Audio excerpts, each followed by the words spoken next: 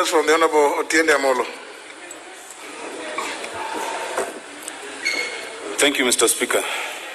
Mr. Speaker, I rise under Standing Order number 1, sub 1, on a procedural question of which I invite and seek your direction.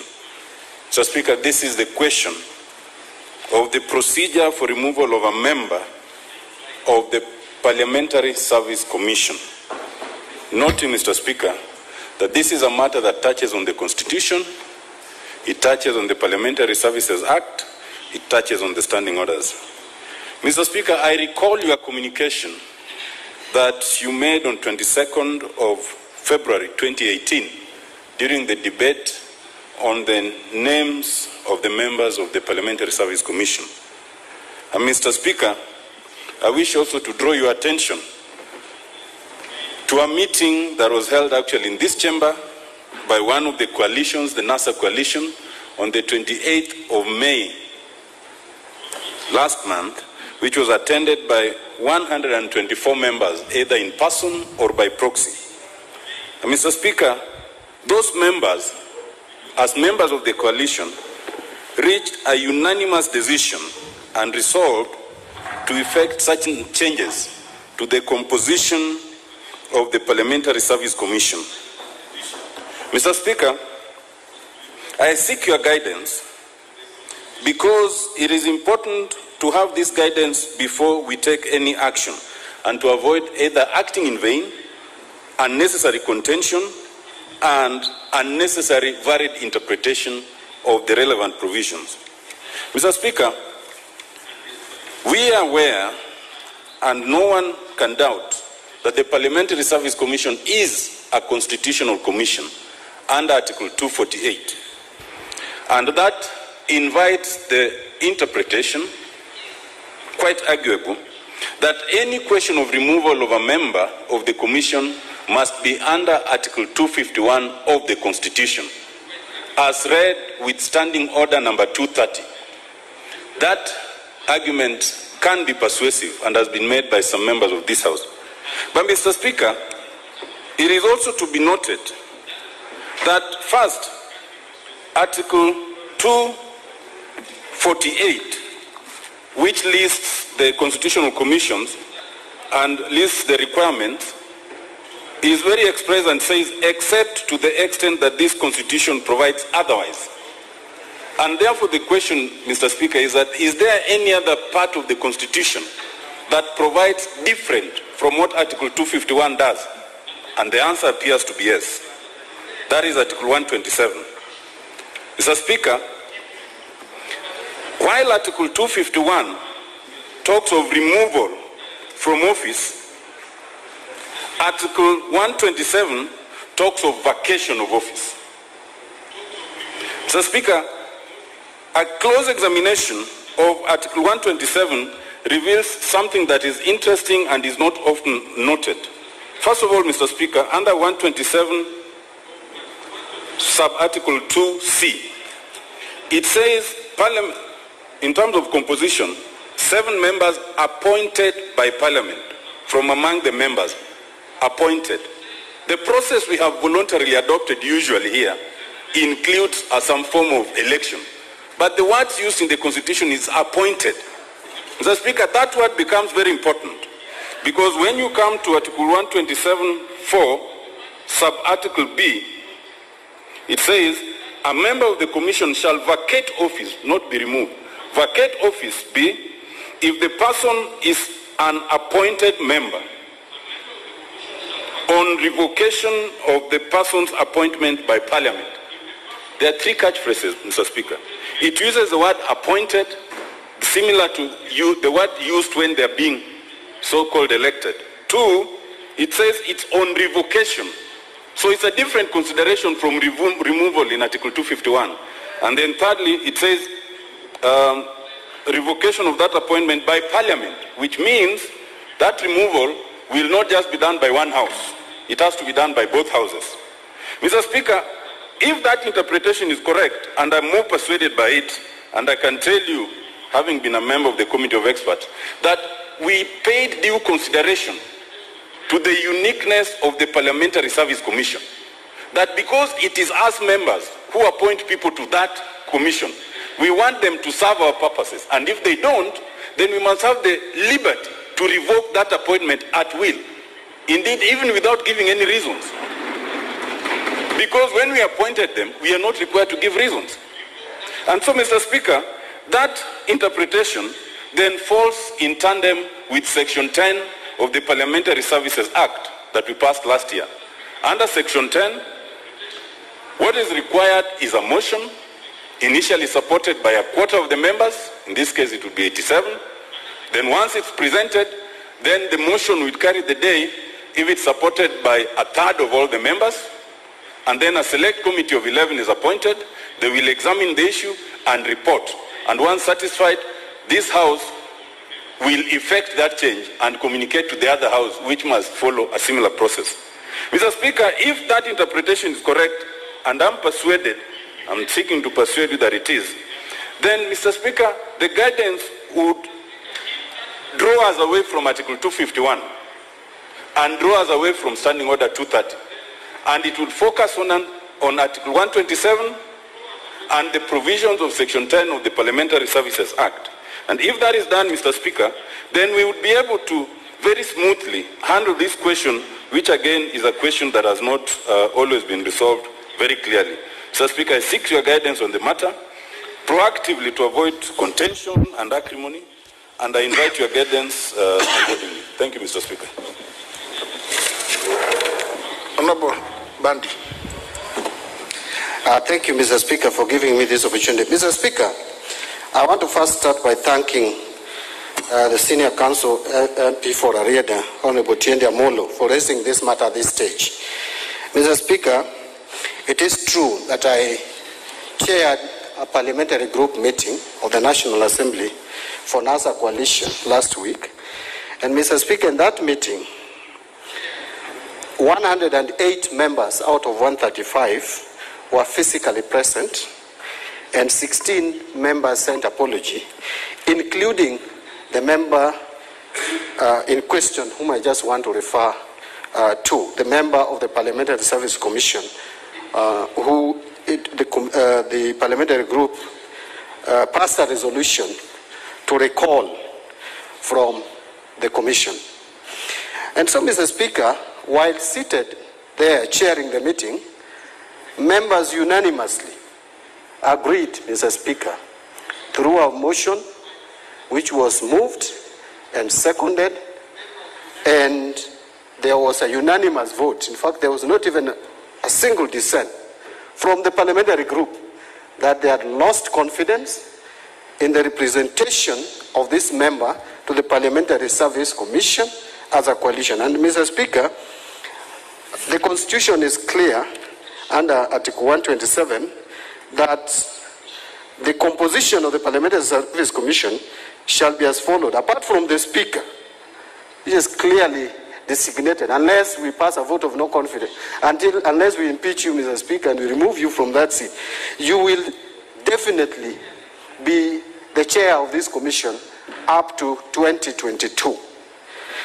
Mr. Speaker, the other members, 7, shall be, 4 will come from the majority party. In this case, it is the Jubilee coalition. And 3 shall come from the minority coalition or minority party, which in this case is NASA coalition. And then there are 2 who will come from outside. So, Mr. Speaker, our reasoning then, and which I want to persuade you to rule on, and if possible rule affirmatively, is that you cannot fail to fire a person you hire. Even normal law of natural justice, the only thing you are required to do is to follow a process so that there is due process of the law. But Mr. Speaker, as Honorable Otiende has put it clearly, this is clearly spelled out as an appointment in the Constitution. And again, the same Constitution speaks to the removal of an appointed member, that it can again be done through revocation of that appointment by Parliament. But Mr. Speaker, those who have been reasoning and arguing that Parliamentary Service Commission must also follow the provisions of Article 251, Mr. Speaker, just because Parliamentary Service Commission is listed under Article 248. I think where they are missing the point is that the framers of this constitution provided exemptions and said under Article 248 that except to the extent that the constitution provides otherwise. And I will tell you, Mr. Speaker, if you look at this constitution, it talks about the commissions that under Article 250 in this chapter, that each commission shall consist of at least 3, but not more than 9. If you calculate the membership of Parliamentary Service Commission, Mr. Speaker, there are 10. Mr. Speaker, is the 7 members coming from Parliament and 2 members from outside. The totality of that is 10, which means it does not respect this provision. And I think that is keyword because the provision under Article 248 had already envisaged that there could be some commissions that may not strictly follow the provisions of this chapter. I can mention many other things, Mr. Speaker, including that the secretary to the commissions should be appointed by the commission. In our case, it is clearly defined in the Constitution, and you can't change it. Mr. Speaker, the other thing that I also wanted to mention about this commission is that if you follow Article 251, Mr. Speaker, it is clear that there will be a petition. That petition will be considered by Parliament, will be considered by the National Assembly. Then the National Assembly, having been satisfied with the position, will pass it. Then the President shall appoint a tribunal. Then the President, in the case of Parliamentary Service Commission, Mr. Speaker, does not appoint the commissioners. Those commissioners where the President's appointment is required are the ones which are supposed to follow the provisions of Article 251. But this Parliamentary Service Commission is a function of Parliament entirely. Actually, these are the people who fight for the welfare of members of Parliament, so to speak. These are trade unionists, Mr. Speaker. You are actually chairing a trade union for these members of Parliament. That is your basic role. The trade unions must represent the union members. And in this case, union members are members of Parliament. If we feel you are not representing us well, Mr. Speaker, we should have the space, the liberty to get you out of office so that we get people who can represent us very well. Mr. Speaker, that is why you find sometimes we are not very happy with commissioners, but we are forced to live with them for 5 years or 6 years if a commissioner has been brought from outside. Mr. Speaker, I want to request you and seek that you rule that these commissioners, we can revoke, as the Constitution says, their appointment to this commission as a house which has appointed them. And so that we can be able to have a commission which will represent the interests of these members of Parliament. I am not saying that this commission has failed in total, but I'm saying if there is a member of that commission, 1 or 2 or even all, we should be able as a house to recall them.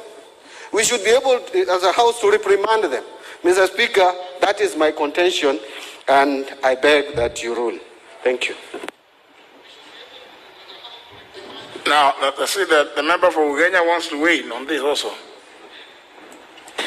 Mr. Speaker, thank you so much. I know I'm isolated. Probably I'm quarantined. Mr. Speaker, I want to agree with the adage that he who appoints should have the powers to fire. Mr. Speaker, one unique thing about our new constitution is about how it deals with so many issues independently. Mr. Speaker, the provisions for removing commissioners at 251 are okay, but I agree with Honorable Otiende that the PSC is a self-contained commission with very clear procedures for appointment that doesn't go to the public. They're done from here, just like the CRA, the Commission of Revenue and Allocation.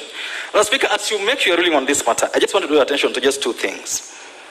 That under 127, there are appointments through two ways. Appointment through appointment and appointment through nomination. And that law indicates how each is dealt with. That's why it says those appointed, and these are the members of parliament really, who are nominated, Mr. Speaker, I suppose, is what they're talking about in 4A. Because the appointments, the 7 of them, under 1, 4 shall be by the majority, 3 by the minority.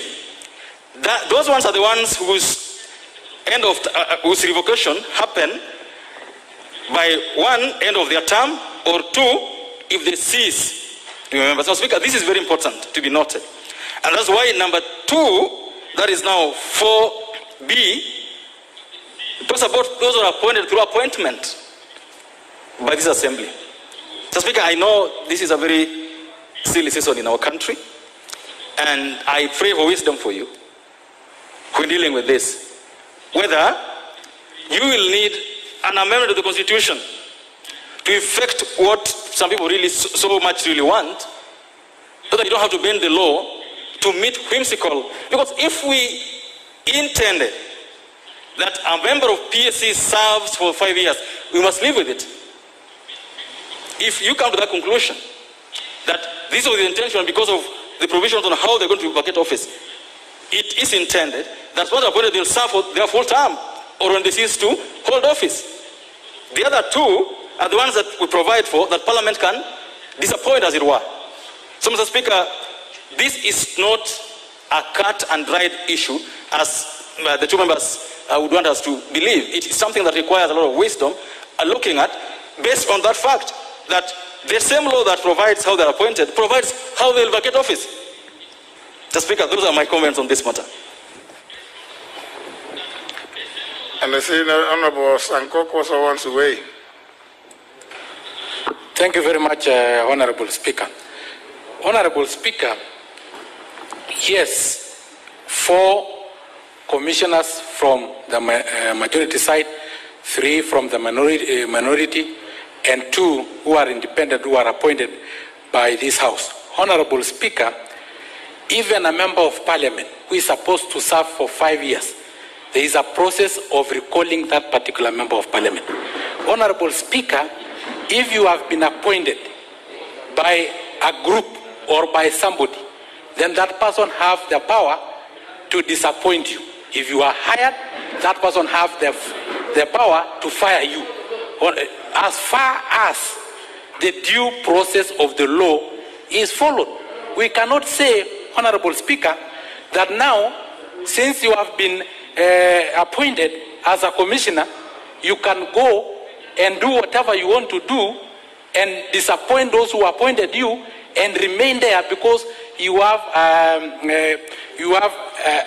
5 years. Honorable Speaker, it is not possible. Even the president, there is a process of removing the president. Honorable Speaker, you are the 3rd most powerful person in the country, but there is a process of removing you from that seat, Honorable Speaker. Not second, he's the 3rd most powerful person in the country.